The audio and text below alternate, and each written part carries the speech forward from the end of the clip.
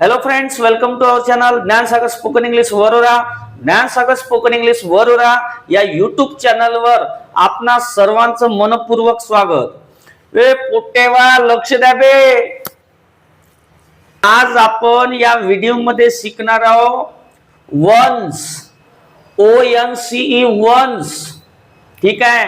वन्सचा अर्थ काय होते ते पाहू. आता आपण शिकणार का वन्स शिकणार आहोत. इकडं बरोबर लक्ष द्या, कान देऊन ऐका. वे पोटेवा, अबे शाळेमध्ये जाताना छत्री रेनकोट घेऊन जात जा, भिजू नका पाण्यामध्ये, होईल लेकायले नाही तर सर्दी.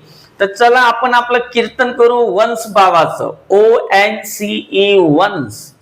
तर वन्स लक्ष द्या, वन्सचा अर्थ एकदा पण होते. तर तो आपण नाही शिकत आहोत. इथं वन्सचा अर्थ काय होते ते लक्षात घ्या. इथं वन्स काय म्हणून शिकत आहोत? Subordinating conjunction of time. ठीक आहे. हा सबऑर्डिनेटिंग कंजक्शन ऑफ टाइम आहे, म्हणजे जोडण्याचं काम करते. आपलं कीर्तन कोणतं चालू आहे? सब सेंटेन्स जोडून राहिलो. आता आपलं सबऑर्डिनेटिंग कंजक्शन ऑफ टाइम हे चालू आहेत. आता हे त्याचेच व्हिडिओ बनवून राहिलो, एक एक एक एक घेऊन राहिलो. आता आता वन्स राहिला एक. ठीक आहे. आता हा सुद्धा काय आहे? सबऑर्डिनेटिंग कंजक्शन ऑफ टाइम आहे. लक्ष दे ना गणिया, तिकडं पाहून राहिला का भुरका आहे तिकडं कंद. तर सबऑर्डिनेटिंग कंजक्शन मग समजत नाही म्हणते. Once subordinating conjunction of time. ठीक आहे. ए सोंगाड्या पाय इकडं. तर सबऑर्डिनेटिंग कंजक्शन ऑफ टाइम हा टाइमशी रिलेटेड आहे. ओके. हा काय काय दाखवतो म्हणजे याचा अर्थ लक्षात घ्या. ऍज सून ऍज सारखा बी आपण म्हणजे ऍज सून ऍज सारखा हा अर्थ दाखवते. व्हेनेवर सारखा दाखवते. जेव्हा केव्हा, व्हेनेवर, ऍज सून ऍज, ज्या क्षणी त्या क्षणी. ठीक आहे. त्याच्यानंतर द मोमेंट दॅट असा बी अर्थ लागते. तो असे मिनिंग होते. म्हणजे ॲज सेन्सनी, ॲज अर्थाने ह्या बी वापरू शकता. ठीक आहे. व्हेनेवरच्या बी सेन्सनी वापरू शकता. द मोमेंट दॅट असं बी होते. म्हणजे याचा अर्थ होत असते ज्या क्षणी त्या क्षणी, जेव्हा केव्हा. आणि लक्ष द्या इकडं पहा, ज्या क्षणी त्या क्षणी, जेव्हा केव्हा. ठीक आहे. त्याच्यानंतर एकदाच की, एकदाच की आपण असं म्हणतो. एकदाच का झालं, एकदाच का झालं मा काम तर मी येईन. एकदा का मला माझी भेटली चाबी, तर असं होतं एकदाच का. त्याच्यानंतर जसही झालं, जसई किंवा जसाई का म्हणता, कसं म्हणता ते मराठीमध्ये अलग अलग गावरानी वेगवेगळ्या ठिकाणी वेगवेगळे शब्द यूज करतात. जसंही माझं काम झालं तसंच मी तुला फोन करतो. हा ठीक आहे. हे असं म्हणजे जसाई, एकदाच का झालं माझं, असं. तर बहुत सारे सेंटेन्स आपण असे आपल्या डेली रुटीन मध्ये वन्सचा वापर करून बोलू शकतो. ठीक आहे. तो लक्षात घ्या इकडं.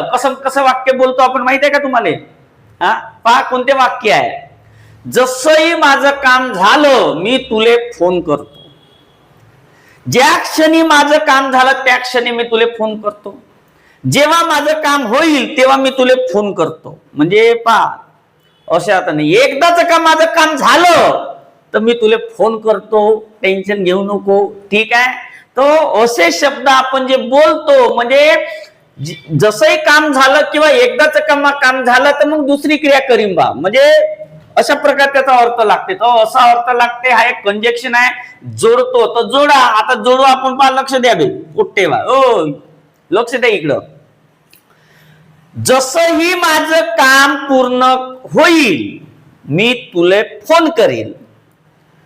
ठीक आहे. जसंही माझं काम होईल मी तुले फोन करीन, तू टेन्शन घेऊ नको आणि येऊ नको इकडं 17 वेळा. ठीक आहे. आता हे वाक्य मला म्हणायचं आहे. तर कसं म्हणणार, once I finish my work, comma once I finish my work, जसंही माझं काम पूर्ण होईल, आय विल कॉल यू, मी तुले फोन करीन. ठीक आहे, हे तुम्ही पहिलं बी घेऊ शकता. I will call you once I finish my work, जसंही माझं काम झालं मी तुले फोन करतो. एकदाच माझं काम झालं तर मी तुला फोन करतो. ज्या क्षणी माझं काम होईल त्या क्षणी तुला फोन करीन. ठीक आहे, जेव्हा केव्हा माझं काम होईल तेव्हा मी फोन करीन. तो असे एवढेही अर्थ हा वन्स भाव दाखवते. म्हणजे आपण वेगवेगळ्या तऱ्हेने बोलतो पण अर्थ एकच होते का काम झाल्याबरोबर. मीन्स आफ्टर बी म्हणू शकता, आफ्टर. ठीक आहे, म्हणजे once I finish my work, after I finish my work I will call you असं बी होते. As soon as I finish my work I will call you असं बी होऊ शकते. ठीक आहे, whenever I finish my work I will call you असंही होऊ शकते. ठीक आहे, तर हा वन्स बाबा एक आहे, लक्षात ठेवायचं, असा अर्थ दाखवते. ठीक आहे, दुसरं एखादा घेऊन पाहू का आता, दुसरं एखादं सेंटेन्स घेऊन पाहू आता. हा असं आहे, जागर विकता गण्या तुले वाटते मजा, बरोबर जमवा, वन्स वापर करा. जसंही तुझं काम होईल ना तसा तू येऊ शकतेस, आधी याचं नाही काम झाल्याशिवाय. ठीक आहे, तर कसं म्हणू आता, वन्स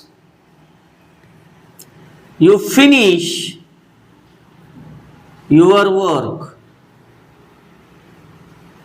जसंही तुझं काम झालं तर ये, काम झाल्याशिवाय याच नाही, म्हणजेच काम झाल्यानंतर ये बा, असा त्याचा अर्थ झाला. Once you finish your work, तू येऊ शकतेस, you can come.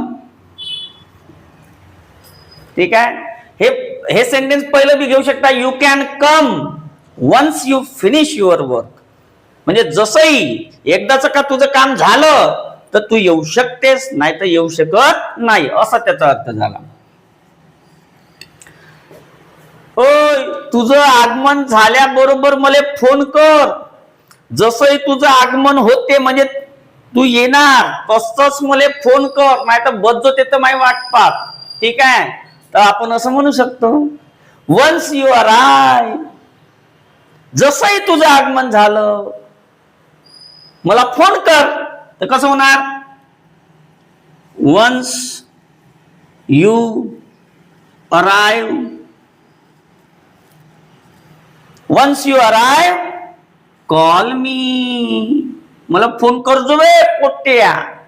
Once you arrive call me, हे वाक्य पहिलं बी घेऊ शकता, call me once you arrive, म्हणजे ज्या क्षणी तुझे आगमन होईल, ज्या क्षणी तू येशील फोन कर. जसाही तू आला तसा फोन कर, जसा आलास मला फोन कर. ठीक आहे, समजलं का नाही. तर असं आहे हे वन्स.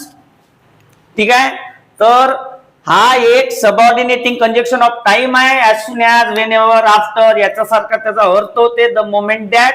त्याच्यानंतर तुम्ही हे सेंटेन्स म्हणजे हा जोडण्याचं काम करते.